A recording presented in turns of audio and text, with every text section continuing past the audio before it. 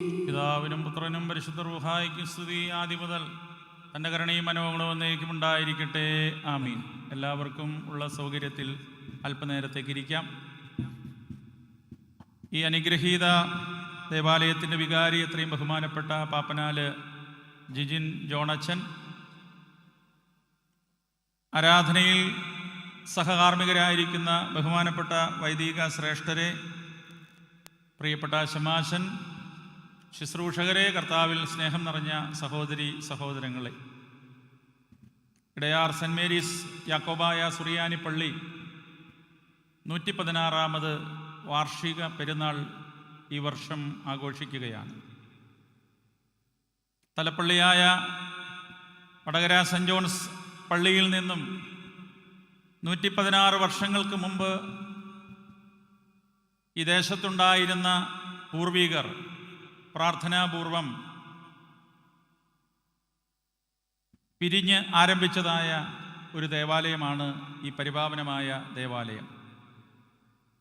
വടകരപ്പള്ളി ഏത് വിശ്വാസത്തിൽ നിലനിന്നുവോ ആ സത്യവിശ്വാസത്തിൽ അടിയുറച്ച് ആരംഭിച്ചതായ ഈ ദേവാലയം ദൈവത്തിൻ്റെ കൃപയാലും പരിശുദ്ധ അമ്മയുടെ മധ്യസ്ഥതയാലും നീ കാണുന്ന വിധത്തിൽ ആധ്യാത്മികവും ഭൗതികവുമായ രീതിയിൽ വളരുവാൻ ഉയരുവാൻ സാധിച്ചതിൽ ദൈവത്തിൻ്റെ വലിയ കൃപ ഒന്നല്ലാതെ മറ്റെന്താണുള്ളത്. വടകരപ്പള്ളിയിൽ നിന്നും പിരിഞ്ഞുവെച്ച എല്ലാ ദേവാലയങ്ങൾക്കും ഒരേ രൂപമാണ്, അല്ലെങ്കിൽ എല്ലാം ഒരേ സാദൃശ്യത്തിലാണ് നിർമ്മിക്കപ്പെട്ടിരിക്കുന്നത്. നഷ്ടപ്പെട്ട എൻ്റെ ഇടവകപ്പള്ളി, അതേപോലെ തന്നെ പുതുവേലിപ്പള്ളി, മാറിയപ്പള്ളി, പാലക്കഴപ്പള്ളി തുടങ്ങി എല്ലാ പള്ളികളും ഈ ഒരു മനോഹാരിതയിൽ അല്ലെങ്കിൽ ഇപ്രകാരമുള്ള ഒരു രൂപകൽപ്പനയിലാണ് നിർമ്മിക്കപ്പെട്ടിരിക്കുന്നത്. നമ്മുടെ പൂർവികർ ഉയർത്തിപ്പിടിച്ചതായ സത്യവിശ്വാസം അഭംഗുരം ഇന്നത്തെ തലമുറയും നെഞ്ചിലേറ്റിക്കൊണ്ട് നിലനിർത്തുന്നു എന്നുള്ളത് അവരോട് ചെയ്തിരിക്കുന്നതായ ഏറ്റവും വലിയ കടപ്പാടായി നമുക്ക് കാണുവാൻ, നമുക്ക് ഉൾക്കൊള്ളുവാൻ സാധിക്കും. 116 വർഷങ്ങൾക്ക് മുമ്പ് ദൈവം കാണിച്ചു കൊടുത്ത ഒരു സ്ഥലത്താണ് ഈ ദേവാലയം നിർമ്മിച്ചത് എന്നുള്ളത് ഒരു അതിശയോക്തിയും ഇല്ലാത്ത കാര്യം തന്നെയാണ്. ദൈവം കാണിച്ചു കൊടുക്കുന്ന സ്ഥലത്താണ് ദേവാലയം നിർമ്മിക്കുവാൻ അവസരം ഉണ്ടാകുന്നത്. ഈ മനോഹരമായ ഭൂമി സ്വർഗം ഭൂമിയിൽ ഇറങ്ങുന്ന ഒരിടമായി തീരുവാൻ നമ്മുടെ പിതാക്കന്മാർക്ക് പ്രാർത്ഥനയിലൂടെ, സമർപ്പണത്തിലൂടെ സർവശക്തനായ ദൈവം തമ്പുരാൻ അവരുടെ മനസ്സിൽ, അവരുടെ ചിന്തകളിൽ വെളിപ്പെടുത്തി കൊടുത്തു. സ്നേഹിക്കപ്പെട്ടവരെ, ഉൽപ്പത്തി പുസ്തകം 28-ാം അധ്യായത്തിലും ഇത് തന്നെയാണ് നമ്മൾ കാണുന്നത്. യാക്കോബ് മരുഭൂമിയിലൂടെ യാത്ര ചെയ്യുമ്പോഴാണ് അവൻ തൻ്റെ ദർശനത്തിൽ ദൈവദൂതന്മാരെ കാണുന്നത്. സ്വർഗവും ഭൂമിയും തമ്മിൽ ബന്ധിക്കുന്നതായ ഒരു കോണി, ദൈവദൂതന്മാർ കയറുകയും ഇറങ്ങുകയും ചെയ്യുന്നതായ ആ സ്ഥലം അവന് നന്നേ ബോധ്യപ്പെട്ടു. ഇത് ദൈവ സാന്നിധ്യമുള്ള ഇടം തന്നെയാണ്. അതുകൊണ്ടാണ് അവൻ തലയിണയായി കരുതിയിരുന്നതായ കല്ലെടുത്ത് നാട്ടി അതിനെ തൈലം കൊണ്ട് അഭിഷേകം ചെയ്ത് ബേഥേലെന്ന് നാമകരണം ചെയ്തു, ദൈവഭവനമെന്ന്. ഈ ലോക ചരിത്രത്തിൽ ആദ്യമായി ഒരു ദേവാലയം അല്ലെങ്കിൽ ഒരു ദേവാലയത്തിൻ്റെ ആരംഭം കുറിക്കുവാൻ ഇടയായത് അവിടെ നിന്നത്രേ എന്ന് വിശുദ്ധ വേദപുസ്തകം മുൻനിർത്തി ചിന്തിക്കുമ്പോൾ നമുക്ക് ബോധ്യപ്പെടും. അതിനുശേഷം നമ്മൾ കാണുകയാണ്, ഇസ്രായേൽ ജനം തങ്ങളുടെ പ്രവാസകാലത്ത് 40 സംവത്സരം മരുഭൂമിയിലൂടെ യാത്ര ചെയ്യുന്ന അവസരത്തിൽ സമാഗമന കൂടാരമടിച്ച് ദൈവത്തെ ആരാധിച്ചു പോന്നു. ഇസ്രായേൽ ജനം വാഗ്ദത്ത ഭൂമിയായ കനാൻ ദേശത്ത് യോശുവയുടെ നേതൃത്വത്തിൽ പ്രവേശിച്ചു. ഇസ്രായേലിൻ്റെ 2ാമത്തെ രാജാവായിരുന്ന ദാവീദിന് ദൈവം തമ്പുരാൻ ഒരു ദേവാലയത്തിൻ്റെ നിർമ്മാണം ആരംഭിക്കുവാനുള്ളതായ അനുവാദം കൊടുത്തു, അല്ലെങ്കിൽ അവൻ അതിനുള്ളതായ അവസരം കൊടുക്കുകയാണ്. ദാവീദിൻ്റെ സ്വപ്നമായിരുന്നു ഒരു ദേവാലയം. ദാവീദിനെ കുറിച്ച് നമുക്കറിയാം, അവൻ ആട്ടിടയനായിരുന്നു. അവനൊരു സാധാരണക്കാരിൽ സാധാരണക്കാരനായിരുന്നു. ഒരുപക്ഷെ അവൻ്റെ സഹോദരങ്ങളും അവൻ്റെ പ്രിയപ്പെട്ടവരും ഉറ്റവരുമെല്ലാം യാതൊരു കഴിവില്ലാത്തവനാണ് എന്ന് മുദ്രകുത്തി അപ്രകാരം വളരെ അകന്ന് ജീവിച്ചിരുന്നവനായ ഒരുവനെ ദൈവം തെരഞ്ഞെടുത്തു. അവനെ സിംഹാസനത്തിലേക്ക് ഇരുത്തി ഉയർത്തുന്നതായി നമ്മൾ കാണുകയാണ്. സ്നേഹിക്കപ്പെട്ടവരെ, ഒരു ദേവാലയം പണിയുക എന്നുള്ളത് അവൻ്റെ ആഗ്രഹമായിരുന്നുവെങ്കിൽ അത് പൂർത്തീകരിക്കുവാനുള്ളതായ ഭാഗ്യം ലഭിക്കുന്നത് അവൻ്റെ മകനായ ശലോമോനാണ്. ദാവീദ് യെരൂശലേം ദേവാലയം നിർമ്മിക്കുവാൻ ആവശ്യമുള്ളതായ ധനവും അതേപോലെ തന്നെ സാധനങ്ങളുമൊക്കെ സ്വരൂപിച്ചുവെന്ന് തിരുവചനത്തിൽ നമ്മൾ വായിക്കുന്നുണ്ട്. 1,00,000 താലന്ത് സ്വർണം, 10,00,000 താലന്ത് വെള്ളി, അതേപോലെ തന്നെ താമ്രം, ഇരുമ്പ് ആദിയായ വസ്തുക്കളൊക്കെ അവൻ ശേഖരിക്കുകയാണ്. ദേവാലയ നിർമ്മാണത്തിന് ആവശ്യമായിരിക്കുന്ന മരങ്ങളും എല്ലാം തന്നെ അവൻ ശേഖരിച്ചു വെച്ചു, കരുതി വയ്ക്കുകയാണ്.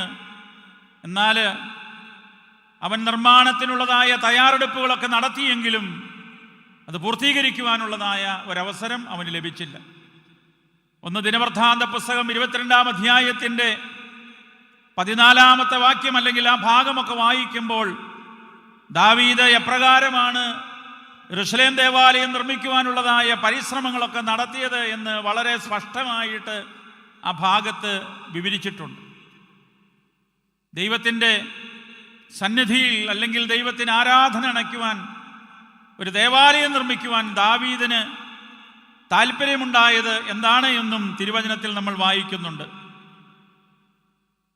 ദാവീദ് ഇസ്രായേലിൻ്റെ രാജാവായിട്ടിരിക്കുമ്പോൾ അവൻ്റെ സൈന്യാധിപനായിരിക്കുന്ന യോബാവിനോട് ഒരിക്കൽ പറഞ്ഞു, നീ ഇസ്രായേലിലെ ജനങ്ങളുടെ എല്ലാവരുടെയും കണക്ക് നീ എടുക്കണം.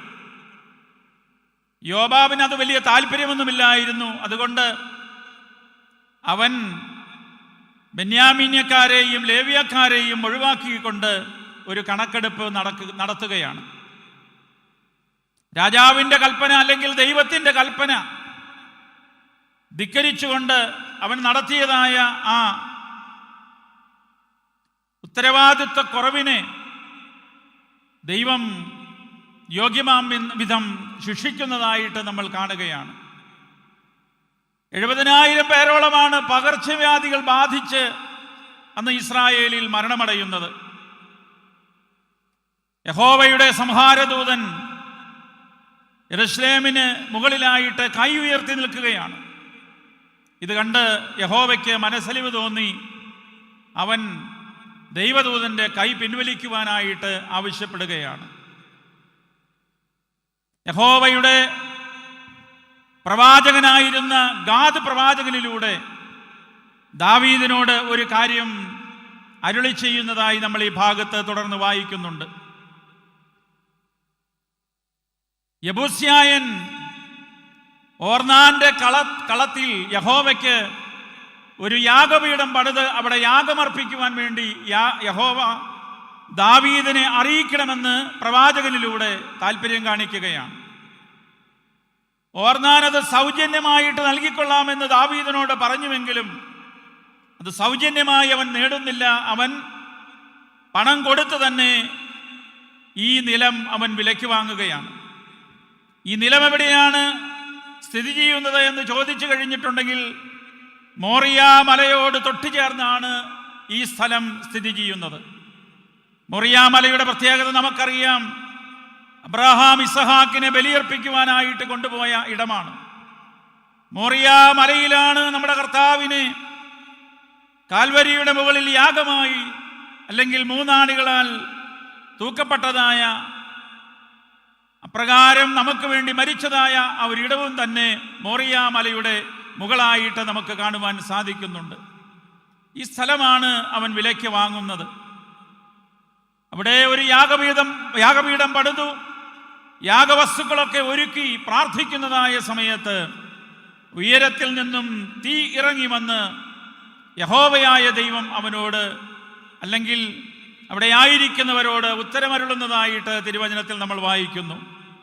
1 ദിനവൃത്താന്ത പുസ്തകം 21-ാം അധ്യായത്തിൻ്റെ 28-ാം വാക്യത്തിൽ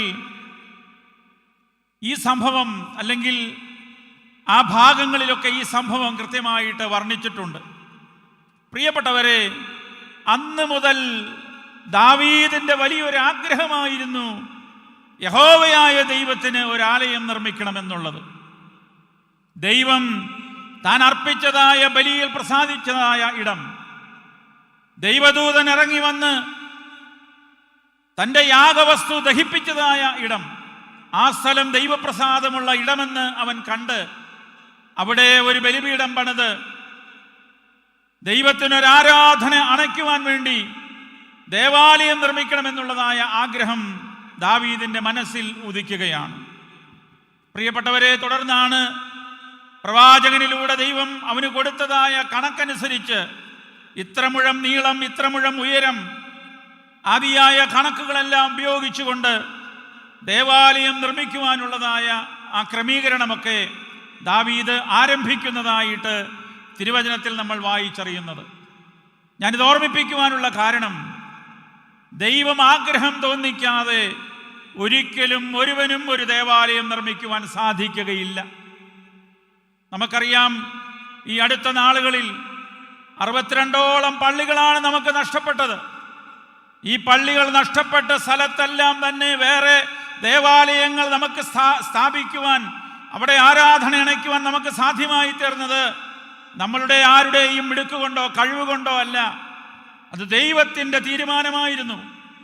ദൈവം ആഗ്രഹിച്ചു ദൈവജനം ചിതറിപ്പോകരുത്, സത്യവിശ്വാസത്തിൽ, ഒരേ വികാരത്തിൽ, ഒരേ പ്രാർത്ഥനയിൽ, ഒരേ സമർപ്പണത്തിൽ, ആരാധനയുടെ ഐക്യം വഴിയായിട്ട് ഒന്നായി നിലകൊള്ളണം എന്നുള്ളത്. അപ്രകാരമുള്ള ആ ദൈവനിശ്ചയത്തിൻ്റെ പൂർത്തീകരണമാണ് പ്രിയപ്പെട്ടവരെ ഈ നഷ്ടപ്പെട്ടു പോയ സ്ഥലങ്ങളിലെല്ലാം തന്നെ ആരാധനാലയങ്ങൾ ആരംഭിക്കുവാനും വിശുദ്ധ ആരാധന മുടങ്ങാതെ അനുഷ്ഠിക്കുവാനുമുള്ളതായ വലിയ ദൈവീക കൃപ ലഭിച്ചത്. ദാവീദ് യെരൂശലേം ദേവാലയം നിർമ്മിച്ച സ്ഥലം ദൈവ സാന്നിധ്യമുള്ള ഇടമാണ്. ഇന്ന് നമുക്കറിയാം, ആ ദേവാലയം തകർത്ത് ഒരു മതിൽ മാത്രമേ അവിടെ ഉള്ളൂ. പക്ഷേ യഹൂദന്മാർ ഇന്നും വന്ന് അവരുടെ പ്രാർത്ഥനകൾ, അവരുടെ ജീവിതത്തിലെ എല്ലാ ആധ്യാത്മികമായിരിക്കുന്ന കാര്യങ്ങളുമൊക്കെ നിറവേറ്റുന്നത് ആ മതിലിനോട് അനുബന്ധിച്ചാണ്. കാരണം അവർ വിശ്വസിക്കുന്നു, ഇന്നല്ലെങ്കിൽ നാളെ യെരൂശലേം ദേവാലയം പുനർനിർമ്മിക്കുവാൻ അവർക്ക് സാധിക്കുമെന്ന്. കാരണം യെരൂശലേം ദേവാലയം നിർമ്മിക്കപ്പെട്ടത് പല പ്രാവശ്യം തകർത്തിട്ടുണ്ട്.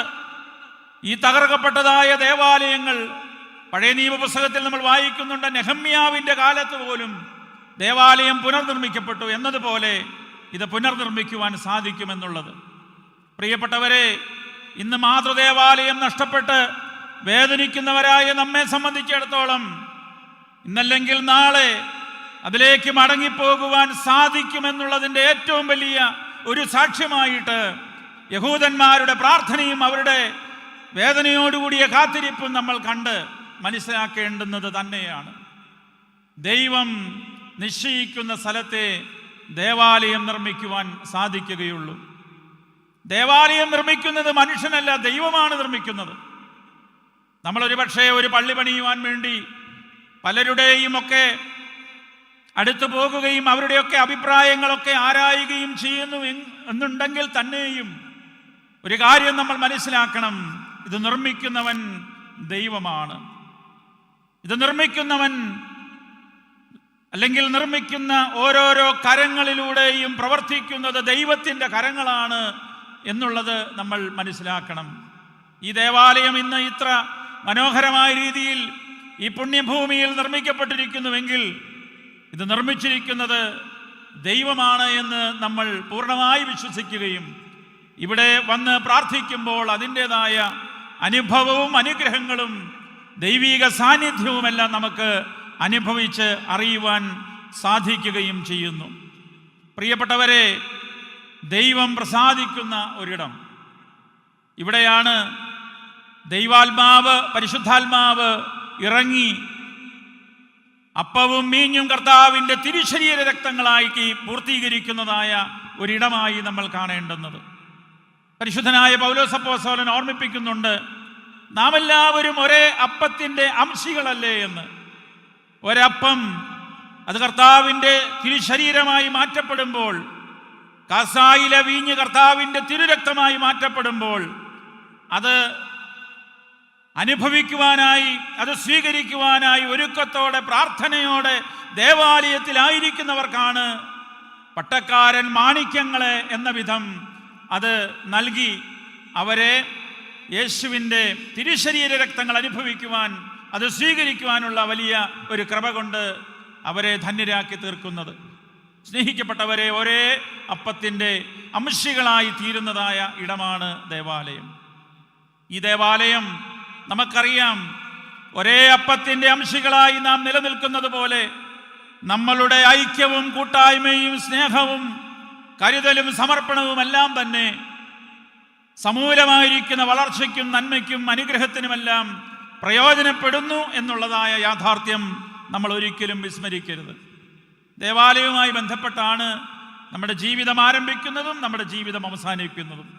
പ്രിയപ്പെട്ടവരെ, ദേവാലയത്തിൽ നിന്ന് അകന്നു നിൽക്കുന്നവൻ ദൈവത്തിൽ നിന്ന് അകന്നു നിൽക്കുന്നു എന്നുള്ളതായ ആ വലിയ സത്യത്തെ നമ്മൾ വിസ്മരിക്കരുത്. അതേപോലെ തന്നെ നമുക്കറിയാം, നമ്മുടെ പിതാക്കന്മാരോടുകൂടെ നാം ചേർക്കപ്പെടുന്നതായ ഇടമാണ് ദേവാലയം. ദാവീദിനെ കുറിച്ച് നമ്മൾ വിശുദ്ധ തിരുവചനത്തിൽ വായിക്കുന്നുണ്ട്. ദാവീദ് 40 സംവത്സരക്കാലം ഇസ്രായേലിൻ്റെ രാജാവായിരുന്നു. അതിനുശേഷം അവൻ തൻ്റെ പിതാക്കന്മാരോടുകൂടെ ചേർന്നു എന്നാണ് തിരുവചനത്തിൽ നമ്മൾ വായിക്കുന്നത്. നമ്മളും ഈ ലോകം വിട്ട് നമ്മുടെ പിതാക്കന്മാരോടുകൂടി ചേരേണ്ടുന്നതായ ഇടമാണ് പരിശുദ്ധ ദേവാലയം. നമുക്കറിയാം, നമ്മളെല്ലാവരും തന്നെ നമ്മളുടെ മാതൃദേവാലയത്തിൽ, നമ്മുടെ ഇടവക പള്ളികളിൽ കല്ലറകൾ നിർമ്മിക്കാറുണ്ട്. എന്തിനു വേണ്ടിയാണ് ഈ കല്ലറകൾ? നമ്മളുടെ വാങ്ങിപ്പോകുന്ന പിതാക്കന്മാർക്കും തുടർന്ന് നമുക്കും എല്ലാവർക്കും തന്നെ അതിൻ്റെ ഉള്ളിൽ അന്ത്യവിശ്രമം കൊള്ളുവാൻ വേണ്ടിയിട്ടാണ്. ജീവിച്ചിരിക്കുമ്പോൾ അപ്പനെയും അമ്മയും നോക്കില്ലാത്ത മക്കളൊക്കെ ഒരുപക്ഷെ വളരെ അപൂർവമായിട്ടൊക്കെ കണ്ടേക്കാം. എന്നിരുന്നാലും മരിച്ചു കഴിയുമ്പോൾ ആഗ്രഹമുണ്ട്, അല്ലെങ്കിൽ മരണമാകുമ്പോഴേക്കും ഇപ്രകാരമുള്ള ഒരു വിചാരമുണ്ട്, എനിക്കും എൻ്റെ അപ്പൻ്റെ കൂടെ ആ കല്ലറയിൽ തന്നെ അടങ്ങി, അല്ലെങ്കിൽ അപ്രകാരം അടക്കപ്പെടുവാനായിട്ടുള്ള ആ അവസരം ഉണ്ടാകണം എന്നുള്ളത്. കാരണം എന്താണ്? നമ്മുടെ പിതാക്കന്മാരോടുകൂടി ചേരണം, അസ്ഥിയോട് ചേരണം, എല്ലാം ചേരുന്നതായ ഒരിടമാണ് ദേവാലയം എന്നുള്ളത് നമ്മൾ എപ്പോഴും മനസ്സിൽ കരുതിക്കൊള്ളണം. പ്രിയപ്പെട്ടവരെ, ഇപ്രകാരമുള്ള ഒരു വിശ്വാസത്തിൽ, ഇപ്രകാരമുള്ള ഒരു പാരമ്പര്യത്തിൽ നമ്മൾ നിലകൊള്ളുമ്പോൾ മൃതശരീരങ്ങൾ യോഗ്യമാം വിധം സംസ്കരിക്കുവാൻ പോലുമുള്ള അവസരങ്ങൾ നിഷേധിക്കപ്പെട്ടതായ അവസരത്തിൽ എത്ര വലിയ വേദനയിലൂടെ ആയിരിക്കാം നമ്മൾ മാത്രമല്ല, നമ്മളുടെ മൺമറഞ്ഞ പിതാക്കന്മാരും അവരും അവരുടെ ആത്മാക്കളുമൊക്കെ കടന്നുപോയത് എന്ന് നമ്മൾ ഓർത്തിരിക്കണം. അവർക്കും ആഗ്രഹമുണ്ട്, എൻ്റെ മകൻ എൻ്റെ കൂടെ ആയിരിക്കണം. അങ്ങനെയുള്ള ആത്മാക്കളെ വേദനിപ്പിക്കുന്ന പ്രവൃത്തികൾ വരെയും ഈ അടുത്ത കാലങ്ങളിലൊക്കെ ദേവാലയങ്ങളുമായി ബന്ധപ്പെട്ട് സംഭവിച്ചതൊക്കെ നമ്മുടെ മനസ്സിൽ നിന്ന് മാഞ്ഞു പോയിട്ടില്ല. 40 ദിവസത്തിൽ പരം ഒരമ്മയുടെ ഭൗതിക ശരീരം സ്വന്തം വീടിൻ്റെ മുറ്റത്ത് ഒരു മകൻ ഒരു താൽക്കാലിക ക്രമീകരണമുണ്ടാക്കി അതിൽ പ്രാർത്ഥനയോടെ അവിടെ ഒരുക്കി തൻ്റെ പിതാക്കന്മാരോടുകൂടെ ചേർക്കുവാൻ വേണ്ടി കാത്തിരുന്നുവെങ്കിൽ അതിൻ്റെ പിന്നിലും ഒരു വികാരമുണ്ട്, ഒരു വിശ്വാസമുണ്ട്, ഒരു പാരമ്പര്യത്തിൻ്റെ നാളം ജ്വലിച്ചു നിൽക്കുന്നുണ്ട് എന്നുള്ളത്, ആ വലിയ വസ്തുത നമ്മളുടെ മനസ്സിൽ എപ്പോഴും ഉണ്ടായിരിക്കണം. സ്നേഹിക്കപ്പെട്ടവരെ, ദേവാലയം നമ്മുടെ പിതാക്കന്മാരോടുകൂടെ ചേരുവാൻ നമുക്ക് അവസരമൊരുക്കുന്നതായ ഇടമാണ്. എല്ലാം കൊണ്ടും ഏറ്റവും അനുഗ്രഹീതമായ ഒരിടമാണ് ദേവാലയം. ദാവീദ് ആ ദേവാലയം നിർമ്മിക്കുവാനുള്ള പരിശ്രമമൊക്കെ ആരംഭിച്ചു. പക്ഷെ അവന് സാധിച്ചില്ല അത് പൂർത്തീകരിക്കുവാൻ. കാരണം അവൻ്റെ ആ കാലഘട്ടത്തിൽ ഒത്തിരി രക്തച്ചൊരിച്ചിലുകൾ ഉണ്ടായി എന്നാണ് തിരുവചനവുമായി ബന്ധപ്പെട്ട് നമ്മൾ മനസ്സിലാക്കുന്നത്. എന്നാൽ ദാവീദിൻ്റെ മകൻ, ജ്ഞാനികളിൽ ജ്ഞാനിയായ ശലോമോൻ, അവൻ ആ ദേവാലയം പൂർത്തീകരിച്ച് അവിടെ ദൈവത്തിന് ആരാധന അണയ്ക്കുന്നതായിട്ട് 2 ദിനവൃത്താന്ത പുസ്തകത്തിൽ തുടർന്ന് നമ്മൾ വായിക്കുമ്പോൾ നമുക്ക് മനസ്സിലാക്കുവാൻ സാധിക്കുകയാണ്. സ്നേഹിക്കപ്പെട്ടവരെ, ദൈവം പ്രസാദിക്കുന്ന ഇടത്ത് 116 വർഷമായി ആരാധന മുടങ്ങാതെ അർപ്പിച്ചു പോരുകയാണ്. നമ്മുടെ പിതാക്കന്മാരൊക്കെ എത്രയോ അനുഗ്രഹങ്ങൾ ഈ ദേവാലയത്തിലൂടെ പ്രാപിച്ചു. അവർ ഇവിടെ വന്ന് ആരാധനയിൽ സംബന്ധിച്ച് അതേപോലെ തന്നെ അവരുടെ കണ്ണുനീരുകൾ ഈ ദേവാലയത്തിൻ്റെ ഉള്ളിൽ വീഴ്ത്തി അവർ പ്രാർത്ഥിച്ചു. അതിൻ്റെ എല്ലാം പരിമിത ഫലമാണ് ഇന്ന് നമ്മളെല്ലാവരും ഏറ്റവും അനുഗ്രഹകരമായ രീതിയിൽ ഇന്ന് ഈ ദേവാലയത്തിൽ അല്ലെങ്കിൽ ഈ ഇടവകയിൽ നമുക്കൊക്കെ നിലകൊള്ളുവാനായിട്ട് സാധ്യമായി തീരുന്നത്. പ്രിയപ്പെട്ടവരെ, ഈ ഒരു വികാരത്തോടു കൂടി തന്നെ നമുക്കും നിലകൊള്ളുവാനും വരും തലമുറയ്ക്കും നിലകൊള്ളുവാനും എല്ലാം സാധ്യമായി തീരണം. അല്ലാതെ ഇത് ഒരു കാലത്തിൻ്റെ ആവശ്യം മാത്രമാണ് എന്ന് ചിന്തിക്കുന്നവർ ഈ ലോകത്തിലെ ഏറ്റവും വലിയ ബോഷന്മാരായി മാറ്റപ്പെടുകയാണ്. ഇന്ന് UK അല്ലെങ്കിൽ ഇംഗ്ലണ്ട് പോലെയുള്ള രാജ്യങ്ങളിൽ, യൂറോപ്യൻ രാജ്യങ്ങളിലൊക്കെ ദേവാലയങ്ങൾ ആളുകളില്ലാതെ ശൂന്യമായി പോയിക്കൊണ്ടിരിക്കുകയാണ്. നമ്മുടെ ഇവിടെ നിന്നുമൊക്കെ വിവിധ കാര്യങ്ങൾക്കൊക്കെയായി, ജോലി സംബന്ധമായി മറ്റു കാര്യങ്ങൾക്കൊക്കെയായി വിദേശത്തേക്ക് കുടിയേറിയിരിക്കുന്നതായ നമ്മുടെ സഭയുടെ മക്കൾക്ക് ആരാധന അണയ്ക്കുവാനായിട്ട് ദേവാലയങ്ങൾ ലഭിക്കുക എന്നുള്ളത് വലിയ ബുദ്ധിമുട്ടൊന്നുമില്ല. കാരണം അവിടെ പല ദേവാലയങ്ങളും ഇന്ന് ആരാധനകൾ മുടങ്ങി ശൂന്യമായിട്ട് കിടക്കുകയാണ്. പ്രിയപ്പെട്ടവരെ, അപ്രകാരം ഒരു സ്ഥിതിവിശേഷത്തിലേക്ക് ഈ രാജ്യത്ത് സംഭവിച്ചുകൂടാ. ഇവിടെ ആരാധനാലയങ്ങൾ കൂടുതൽ കൂടുതൽ ആത്മീക ചൈതന്യമുള്ള നിലയിൽ വളരുവാൻ, ഉയരുവാൻ ഒക്കെ സാധ്യമാകണം. അതിന് എല്ലാവരുടെയും ആത്മാർത്ഥമായിരിക്കുന്ന സമർപ്പണവും പ്രാർത്ഥനയും എല്ലാം ആവശ്യമാണ് എന്നുകൂടെ ഈ തരുണത്തിൽ ഓർമ്മിപ്പിക്കട്ടെ. ദീർഘിപ്പിക്കുന്നില്ല. തിരുവചനത്തിൽ നമ്മൾ വായിച്ചു, ദാവീദ് ദൈവസന്നിധിയിൽ ഒരു ആരാധന ആലയം പണിയുവാൻ ഒരു കാരണമുണ്ടായി. നമ്മളുടെയൊക്കെ ജീവിതത്തിൽ ദേവാലയം പണിയുവാൻ ലഭിക്കുന്ന ഒരു അവസരമെന്ന് പറഞ്ഞാൽ അപൂർവങ്ങളിൽ അപൂർവമാണ്. എല്ലാ പള്ളിക്കാർക്കൊന്നും ദേവാലയം നിർമ്മിക്കുവാനുള്ള അവസരം ലഭിക്കാറില്ല. ആ ഭാഗ്യം, അത് ദൈവം തരുന്ന ഒരു ഭാഗ്യമായി കണ്ട് നമ്മുടെ പിതാക്കന്മാർ ഇത്രയും മനോഹരമായൊരു ദേവാലയം നിർമ്മിച്ചു. ഇതിൻ്റെ മനോഹാരിത, ഇതിൻ്റെ പവിത്രത നഷ്ടപ്പെടുത്താതെ നിലനിർത്തിക്കൊണ്ട് പോകുവാൻ സാധ്യമാകട്ടെ. ഇവിടെ ഇരിക്കുന്ന പരിശുദ്ധ ദൈവമാതാവിൻ്റെ ഛായാചിത്രം അത് അപൂർവങ്ങളിൽ അപൂർവമായിട്ട് മാത്രം കാണുന്ന ഒരു ചിത്രമാണ്. എനിക്ക് വളരെയധികം ഈ ചിത്രത്തോട് ആദരവുണ്ട്. അതുകൊണ്ട് എൻ്റെ ഭദ്രാസനത്തിലെ കലണ്ടർ ഒരു വർഷം അടിച്ചപ്പോൾ ഈ ചിത്രം ആ കലണ്ടറിൽ പ്രത്യേകമായിട്ട് മുദ്രണം ചെയ്ത് അതെല്ലാ ഭവനങ്ങളിലും എത്തിക്കുവാനുള്ള ക്രമീകരണം ഞാൻ ചെയ്യുകയുണ്ടായി. പ്രിയപ്പെട്ടവരെ, പരിശുദ്ധ അമ്മയുടെ മുഖത്തേക്ക് നോക്കുമ്പോൾ നമുക്ക് ലഭിക്കുന്നതായ ആ ഒരു ആത്മീയ അനുഭവം, അത് ഈ ചിത്രത്തിൻ്റെ ഒരു പ്രത്യേകതയായിട്ട് എൻ്റെ ജീവിതത്തിൽ എനിക്ക് അനുഭവപ്പെട്ടിട്ടുണ്ട്. അതേപോലെ സ്നേഹിക്കപ്പെട്ടവരെ, നമുക്കും എല്ലാ കാര്യങ്ങളിലും ഏറ്റവും സമർപ്പണത്തോടു കൂടി ആയിരിക്കുവാൻ സാധ്യമായി തീരട്ടെ എന്ന് വിനയപൂർവ്വം പ്രാർത്ഥിക്കുന്നു. ഈ പെരുന്നാളും ഈ കൂടിവരവുമൊക്കെ ഏറ്റവും അനുഗ്രഹകരമായി തീരട്ടെ. ഈ ദേശത്തിന് അനുഗ്രഹമായി, ഇടവകയുമായി ബന്ധപ്പെട്ട് നിൽക്കുന്ന എല്ലാ കുടുംബങ്ങൾക്കും അനുഗ്രഹമായി തീരട്ടെ എന്ന് പ്രാർത്ഥിക്കുന്നു. പ്രത്യേകം ഷെയറുകളൊക്കെ എടുത്താണ് ഈ വർഷത്തെ പെരുന്നാൾ ഈ ഇടവകയിലെ ദൈവമക്കൾ നടത്തുന്നത് എന്ന് അറിയുവാൻ സാധിച്ചു.